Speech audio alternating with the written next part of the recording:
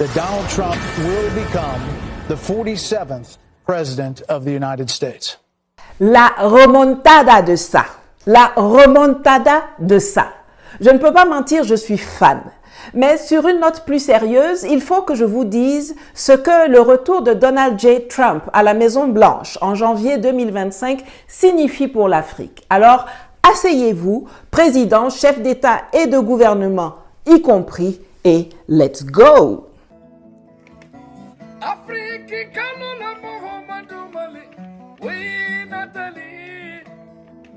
Bonjour, je m'appelle Nathalie Yamb.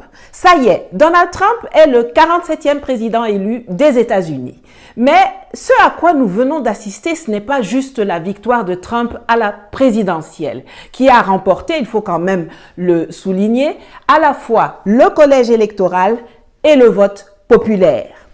Les républicains gagnent également la majorité du Sénat et de la Chambre des représentants, ce qui s'ajoute à celle qu'ils ont déjà à la Cour suprême.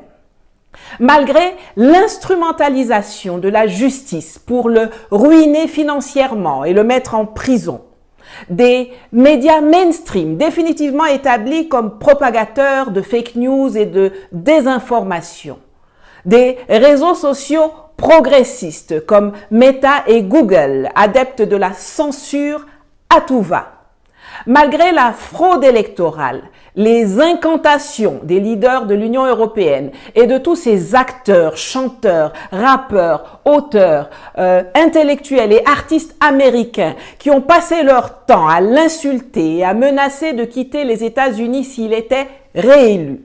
Et malgré les tentatives d'assassinat, Donald Trump revient aux affaires avec cette fois dans ses bagages des gens comme Elon Musk, Robert Kennedy Jr., Vivek Ramaswamy, Tulsa Gabbard, J.D. Vance, etc.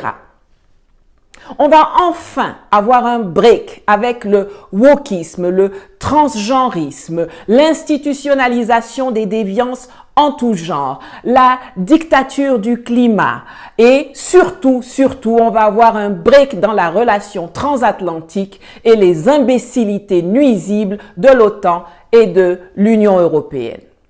Aujourd'hui, nous avons face à nous une Europe désorientée, un esclave de maison qui est abandonné en plein vol par son maître bien-aimé américain. Aujourd'hui, on va pouvoir faire le match entre esclaves de maison contre esclaves des champs, sans que toutes les armes et tous les atouts ne soient dans un seul camp. Pendant que Trump s'occupe de Make America Great Again, de gérer les migrants illégaux et de démonter les fondements de l'État profond américain qui a voulu sa peau, on a une fenêtre d'opportunité de 4 ans pour nous débarrasser de ces parasites européens et reprendre en main nos plantations, nos économies, nos pays, notre continent. On a raté l'occasion la première fois, lors de la première présidence de Trump. Espérons que cette fois, grâce au travail d'éveil et de conscientisation qu'on a fourni, même les ronfleurs au fond de la classe seront réveillés. Tous ceux qui sont à la recherche de l'amour dans les relations internationales, fichez le camp. Donald Trump ne nous aime pas, tout comme Vladimir Poutine ne nous aime pas. Xi Jinping ne nous aime pas. Emmanuel Macron ne nous aime pas. C'est normal. Ce ne sont pas des Africains, ce n'est pas leur rôle de nous aimer. Certains parmi eux nous respectent, d'autres nous ignorent et d'autres enfin nous méprisent. Certains nous considèrent comme des partenaires et d'autres nous considèrent comme leur propriété. C'est nous-mêmes qui devons nous aimer. C'est nous-mêmes qui devons apprendre à faire le distinguo et à nouer des partenariats et des alliances stratégiques avec ceux qui ne nous méprisent pas et qui ne nous considèrent pas comme leur chose, leur propriété. Et les 4 prochaines années, dont les 2 premières avant les élections de mi-mandat aux États-Unis, sont les plus propices pour cela. C'est en 2025 et 2026 qu'il faut rapatrier et constituer nos réserves d'or, sortir du franc CFA, lancer la nouvelle monnaie de l'AES, Dégager les dernières bases militaires françaises d'Afrique. Je m'adresse ici tout spécialement à Mahama Idriss Déby du Tchad et à Ismaël Omar Guelleh de Djibouti, mais également au Sénégal, au Gabon et même à la Côte d'Ivoire, même si pour elle, il y a vraiment peu d'espoir vu qu'entre Ouattara et Thiam, c'est toujours la France-Afrique qui est positionnée avec plus de force et de vigueur d'ailleurs dans l'option Thiam.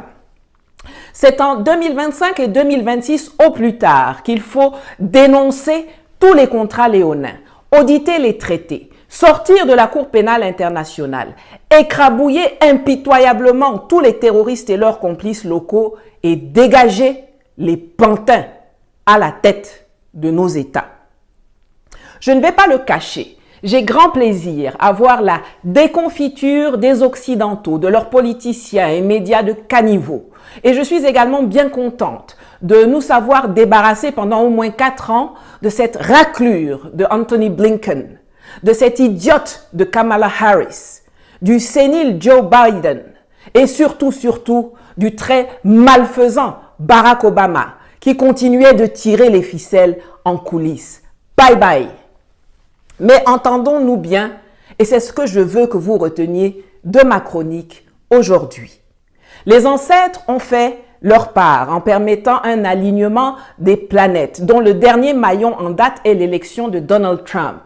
Mais maintenant, c'est à nous de faire notre part pour saisir la balle au bond et gagner le combat de notre émancipation, de notre autodétermination, de notre souveraineté et de notre repositionnement géopolitique. Et pour ça, il faut que nous ayons des chefs d'État patriotes, intelligents, stratèges, vifs et courageux pour tirer bénéfice de la situation. Comme la majorité du peuple civil et militaire américain et de certains des hommes d'affaires les plus lourds des États-Unis qui se sont rassemblés pour remettre au pouvoir celui qui défend le mieux leurs intérêts et leurs valeurs, soutenons résolument les rares dirigeants de cette trempe qui sont déjà en place au sein de la Confédération des États du Sahel et mettons la pression sur les autres pour qu'ils soient à la hauteur de la tâche ou alors dégageons-les par tous les moyens nécessaires. Le temps ne joue pas pour nous, il joue contre nous. Comme je vous l'ai déjà dit dans de précédentes vidéos, le moment viendra où ceux qui sont en palabre aujourd'hui se réconcilieront.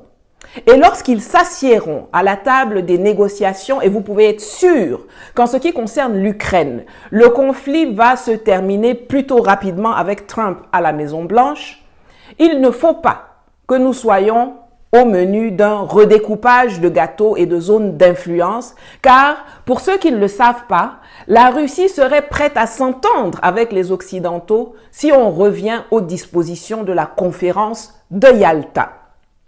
Mais il faut que nous soyons dans la salle, assis à la table des pourparlers, forts de notre souveraineté et de notre puissance économique reconquise, pour négocier l'architecture d'un monde multipolaire où l'Afrique aura sa place de choix de par ses ressources, sa démographie, sa géographie et sa puissance industrielle et militaire en construction, et où les intérêts des Africains seront énoncés et défendus par nous-mêmes.